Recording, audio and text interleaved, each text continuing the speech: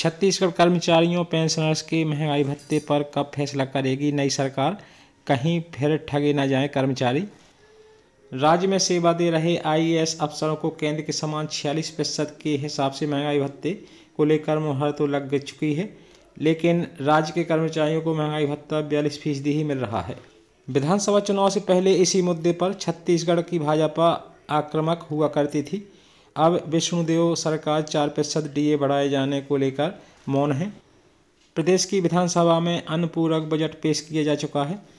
Cabinet में धान, किसान और मकान को लेकर फैसले हो चुके हैं।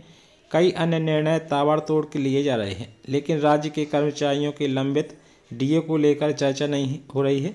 एकदम सन्नाटा छाया हुआ है। कर्मचारियों को लग रहा है कि कहीं फिर ठगे न जाएं। भारतीय जनता पार्टी प्रदेश की कांग्रेस सरकार के कार्यकाल में अधिकारी कर्मचारी फेडरेशन के डीए और एचआरए की मांग को लेकर किए गए बड़े आंदोलन के समय अधिकारी कर्मचारियों की इस मांग पर समर्थन के साथ सहानुभूति और भूपेश बघेल की सरकार को आए दिन कटघरे में खड़ा करती रहती थी। इस वर्ग की ताकत, एकता और समय की नज़ाकत को समझते हुए प्रदेश के पूर्व मुख्यमंत्री भूपेश बघेल ने चुनाव के बीच सोशल मीडिया साइट एक्स पर अपना संदेश दिया था कि हम छत्तीसगढ़ के शासकीय कर्मचारियों को केंद्र सरकार के समान डीए देना चाहते हैं।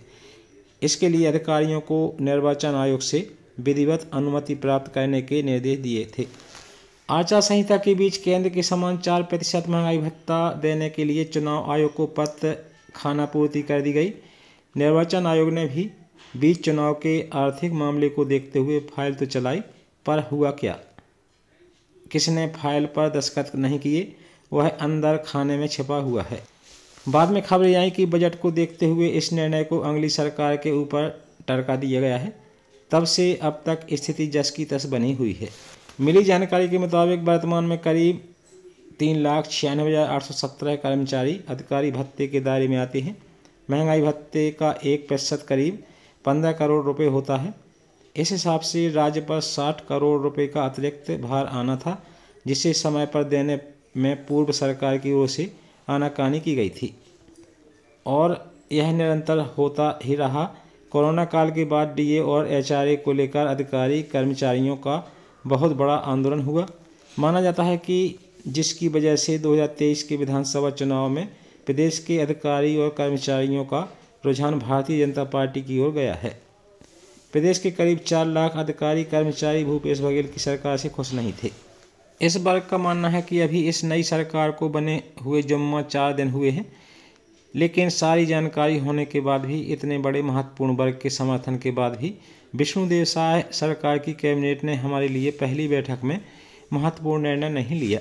पहली बैठक में ही किसान और धान के मुद्दे को प्रमुखता से रखते हुए 2018 में भूपेश बघेल सरकार के कार्यकाल की झलक इस सरकार ने दिखा दी है, जिसे लेकर सरकार के प्रमुख अंग अधिकारी और कर्मचारियों में रोष है। इस वर्ग का अनुमान है कि 2024 का लोकसभा चुनाव नज़दीक है। अभी विधानसभा चुनाव की आचार संहिता खत्म हुई है। करीब 2 महीने बाद अब लोकसभा चुनाव के लिए भी आचार संहिता लगने की तारीख सामने दिखाई दे रही है।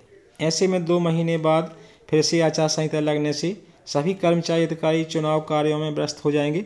लंबित डीए को लेकर इंतजार करना भी पड़ सकता है, क्योंकि राज्य के आर्थिक हालात किसी से छिपे नहीं हैं। मुख्यमंत्री विष्णुदेव साय दावा तो कर रहे हैं कि डबल इंजन की सरकार में सब कुछ सही हो जाएगा, पर यह भी एक बड़ा सवाल है कि होगा कैसे। इधर राज्य के अधिकारी कर्मचारी अपनी एकदम सरल प्राथमिक सरकार की ओर से बिना मांगे देने वाली केंद्र के बराबर महंगाई भत्ते और अब इसकी लंबित मांग को लेकर मंत्री विधायकों से चर्चा जरूर कर रहे हैं, क्योंकि बजट बहुत बड़ा नहीं है। फिलहाल उन्हें आश्वासन मिल रहा है। इस वर्ग के पास अभी कथनी और करनी की समीक्षा के अलावा कुछ नहीं है।